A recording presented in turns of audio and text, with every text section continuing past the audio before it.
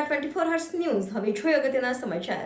આજરોજ વડોદરા મહાનગરપાલિકા ખાતે સ્થાયી સમિતિની બેઠકનું આયોજન કરવામાં આવ્યું હતું। 4 કામોને મંજૂરી અર્થે લેવામાં આવ્યા હતા, 2 કામોને મંજૂરી આપવામાં આવી હતી અને 2 કામો મુલતવી રાખવામાં આવ્યા છે। આજની સ્થાયી સમિતિની બેઠકમાં 2 રેગ્યુલર દરખાસ્ત અને 2 વધારાની દરખાસ્ત એમ કંઈ કુલ 4 દરખાસ્તો હતી, જેમાંથી 2 દરખાસ્ત ધ્યાનમાં લેવામાં આવી છે અને 2 દરખાસ્ત મંજૂર કરવામાં આવી છે।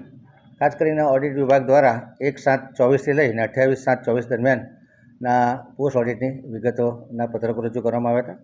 એવી જ રીતે 29/7થી લઈ અને 25/8/24 દરમિયાન અલગ અલગ ઓડિટના વીકલી રિપોર્ટો રજૂ કરવામાં આવ્યા, જેને જાણવા લીધા છે। વડોદરા મહાનગરપાલિકા દ્વારા આજે 1156 કરોડના કામોના ખાતમુહૂર્ત પ્રસંગે જે માનનીય મુખ્યમંત્રી શ્રી આવ્યા હતા, એ કાર્યક્રમને લગતા સંલગ્ન ખર્ચા માટેની તમામ સત્તા કોઈપણ જાતના બાદ વગર કમિશનરશ્રીને આપવામાં આવી છે।